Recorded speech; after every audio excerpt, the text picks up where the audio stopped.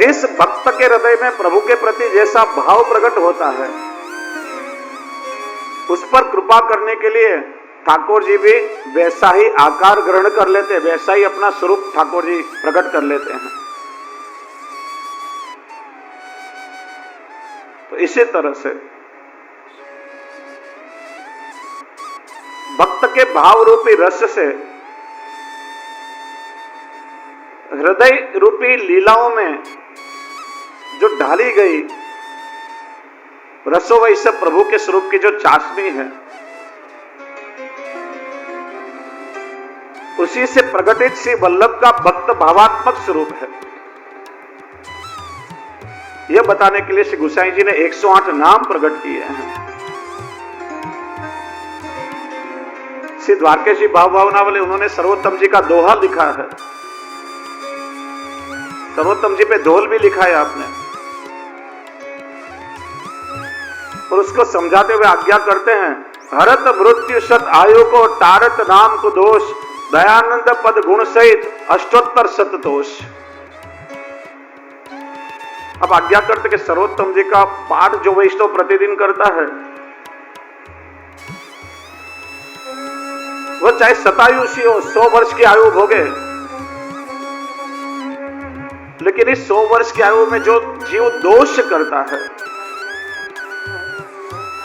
उस सारे दोषों को दूर करके और यह सर्वोत्तम जीव को निर्दोष बनाता है और सद्गुण संपन्न भगवान के संयोग और वियोग का आनंद जीव को प्रदान करवाता है, उसका अनुभव करवाता है। इसलिए श्री वल्लभ के परिपूर्ण स्वरूप का अनुभव कराने वाला यह सर्वोत्तम है। इसका नाम सर्वोत्तम है क्योंकि सर्वने उत्तम है, सर्वत्र उत्तम है, सर्वदा उत्तम है, इसीलिए इसका नाम सर्वोत्तम है। श्री गोसाई जी ने 4 प्रकार की उत्तमता बताई। श्री महाप्रभु जी में कौन सी सर्वोत्तमता है? लीलाओं में भी आप सर्वोत्तम है, आप गुरु के स्वरूप से भी सर्वोत्तम हैं।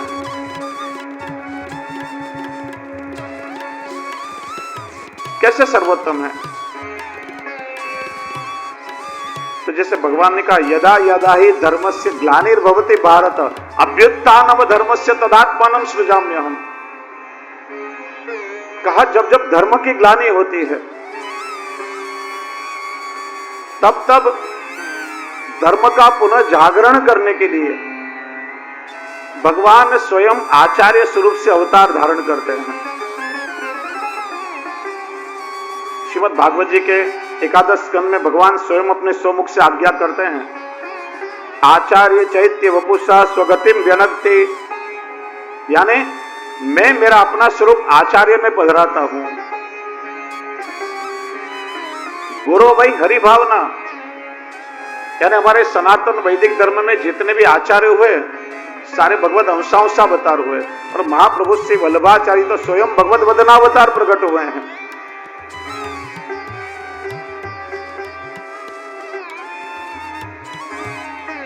देखिए, गीता जी में धर्म का नाश शब्द नहीं कहा है, धर्म की ग्लानि शब्द कहा है।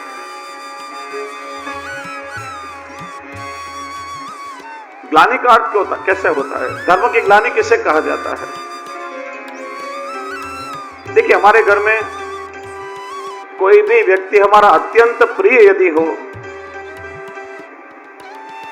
और उस प्रिय व्यक्ति के बिना यदि हम एक क्षण भी नहीं चलाते हैं, उस व्यक्ति के बिना हमें एक क्षण भी नहीं चलता है, उस व्यक्ति के प्रति हमारा प्रियत्व कहां तक रहेगा? जहां तक उसके शरीर में प्राण है, वहां तक शरीर में प्राण है, वहां तक हमारा प्रियत्व उसके साथ बना रहेगा। लेकिन मानो जिस दिन उसके शरीर में से प्राण निकल गए, तो वह प्रिय व्यक्ति जिसके बिना एक क्षण भी हम नहीं चला सके, फिर हम क्या सोचते हैं कि अब जल्दी कब इसके शरीर को हम घर में से बाहर निकालें। प्राण निकलने के बाद उसका शरीर घर में रखना किसी को अच्छा लगता है क्या? क्यों नहीं लगता? क्योंकि अब उसके शरीर के प्रति हमको ग्लानि हो गई। प्रियत्व तब तक ही था कि जब तक उसके शरीर में प्राण थे, लेकिन जब शरीर में से प्राण निकल गए तो उसी प्रिय व्यक्ति के प्रति हमें ग्लानि हो जाती है। उसी तरह से जब धर्म के प्राण चले जाते हैं तब धर्म की ग्लानि होती है। और धर्म का प्राण क्या है? धर्म के प्राण बताएं विशुद्ध भक्ति को। भक्ति धर्म का प्राण है। यानी भक्ति का उपयोग भगवत सुख के लिए ना हो, और जब जब भक्ति का उपयोग हमारे स्वार्थ के लिए होने लगे तब समझना चाहिए कि कलयुग आ गया है। अब भक्ति में से प्राण निकल गए हैं, धर्म में से भक्ति धीरे धीरे अलोप होने लगी है। भक्ति का अर्थ ही होता है कि प्रभु को अहेतुक निष्काम प्रेम करना। यदि प्रभु के प्रति जीव का प्रेम ना हो, प्रभु के प्रति भक्ति ना हो और केवल शुष्क कर्मकांड में उसका उपयोग होने लगे तो मानो कि अब धर्म की ग्लानि हो रही है। फिर तो केवल शुष्कता और निरस्ता ही बचित रह जाती है। सारी धार्मिक क्रियाएं केवल क्रियावत होने लगती हैं। तो मानो उस समय धर्म की ग्लानि हो गई थी, मानो एक प्रकार से भक्ति अलोप हो गई थी, तिरोहित हो गई थी।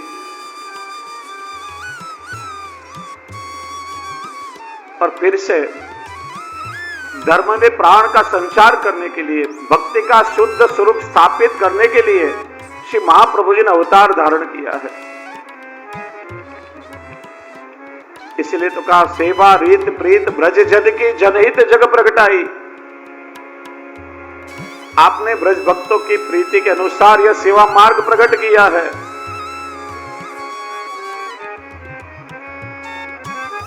और इसीलिए कहा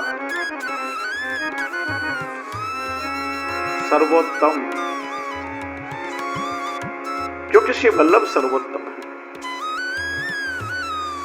अब देखिए श्री वल्लभ का नाम श्री वल्लभ कैसे हुआ। हम श्री महाप्रभु जी को श्री वल्लभ कहकर क्यों पुकारते हैं? नित्य लीला का प्रसंग तो आप सबको पता ही है।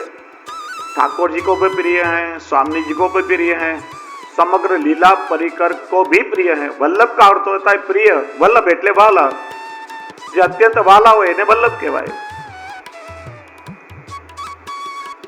तो कोने कोने श्री वल्लभ वाला है? श्री वल्लभ, केवल वल्लभ नहीं, हम कहते हैं श्री वल्लभ। यहां श्री शब्द के कितने सारे अर्थ भाव प्रकाश में प्रकट किए हैं। किन किन को श्री वल्लभ प्रिय हैं? श्री वल्लभ, श्री का एक अर्थ होता है दैवी सृष्टि, और वल्लभ यानी प्रिय। जो दैवी सृष्टि सहस्र परिवर्ष यानी अनादिकाल से प्रभु से बिछड़ करके भूतल पर भटक रही थी, काल के प्रवाह में बह रही थी, उन दैवी जीवों को शरण में लेकर के और प्रभु के साथ में श्री महाप्रभु जी ने उनका संबंध जोड़ा, इसलिए दैवी सृष्टि को प्रिय हो, इसलिए श्री वल्लभ। श्री का एक अर्थ बताया, श्री यानी ब्रजभूमि। ब्रजभूमि के सारे लीला स्थल उस समय तिरोहित हो गए थे। उस समय ब्रज में चौकोर केवल वनरा जी थी। गोकुल का प्रसंग हम जानते हैं ना सब। जब श्री महाप्रभु जी पधारे उस समय गोकुल गांव नहीं था। जब श्री महाप्रभु जी ब्रज में पधारे तो एक एक लीला स्थलों को श्री वल्लभ ने प्रकट किया और दैवी जीवों को समझाया कि इन स्थलों पर ठाकुर जी ने ऐसे ऐसे लीला की है। इसलिए ब्रज भूमि को भी श्री वल्लभ प्रिय है, इसलिए श्री वल्लभ। श्री का तीसरा अर्थ बताया, श्री यानी लक्ष्मी। श्री महाप्रभु जी से पहले तब लोगों ने लक्ष्मी को केवल माया रूप माना है, तिरस्कार किया है। ये लक्ष्मी तो माया है और माया तो केवल सबको मोहित करती है। लक्ष्मी का तिरस्कार किया और श्री महाप्रभु जी ने कृपा करके इस अलौकिक लक्ष्मी का विनियोग भगवत सुख में करवाया। और इसलिए कहते हैं कि लक्ष्मी तो श्री वल्लभ के चरणों में विराजती है। और इसीलिए देखो, लक्ष्मी देने का सामर्थ्य अन्य देव देवियों में भी है। मानो कुबेर की उपासना करो, लक्ष्मी की उपासना करो तो लक्ष्मी मिलती है, अमुक की उपासना करो तो मोक्ष मिलता है, अमुक की उपासना करो तो आयुष्य मिलता है। लेकिन पुष्टि जीव हमेशा क्या विचारते हैं कि हमको जो कुछ भी मिले केवल श्री वल्लभ की कृपा से मिले। अन्य देव के आशीर्वाद से यदि लक्ष्मी की प्राप्ति होगी, वह तुम्हारा लौकिक बढ़ाने वाली लक्ष्मी होगी, वह तुम्हारा लौकिक वैभव बढ़ाएगी। और श्री वल्लभ की कृपा से जो लक्ष्मी प्राप्त होगी उसका विनियोग भगवत सेवा में होगा, ठाकुर जी के सुखार्थ होगा। अन्य कोई देव देवी के आशीर्वाद से तुम्हें घर मिल सकता है, लेकिन वह घर लौकिक सुख सुविधाओं को बढ़ाने वाला होगा। और श्री वल्लभ की कृपा से जो घर मिलेगा वह ठाकुर जी की सेवा की अनुकूलता वाला मिलेगा। अन्य कोई देव देवी के आशीर्वाद से पुत्र पुत्र या संतान की प्राप्ति हो सकती है, लेकिन श्री वल्लभ की कृपा से जो संतति होगी, पुत्र कृष्ण प्रिय रहती, प्रभु में प्रीति करने वाली संतान होगी। श्री वल्लभ की कृपा से जो परिवार मिलेगा ठाकुर जी की सेवा में अनुकूल मिलेगा। इसलिए हमेशा वैष्णव यही कामना करते हैं, हमको कुछ भी मिले लेकिन श्री वल्लभ की कृपा से हमको प्राप्त हो। इसलिए लक्ष्मी जी को भी आप प्रिय हुए, इसलिए श्री वल्लभ। श्री का एक अर्थ बताया, श्री यानी शोभा, सौंदर्य की अधिष्ठात्री देवी यानी शोभा।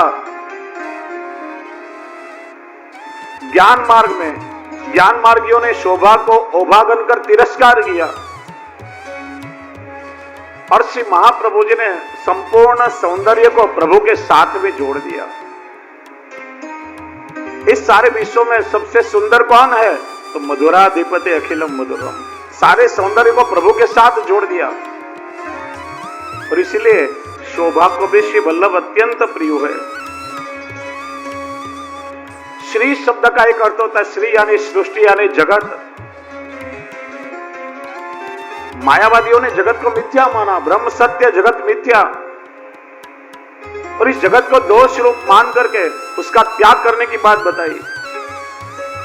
श्री महाप्रभु जी ने समझाया, इस जगत को छोड़ करके तुम कहां जाओगे? अरे तुम जहां कहीं भी जाओगे सारा जगत तुम्हारे साथ में ही रहने वाला है।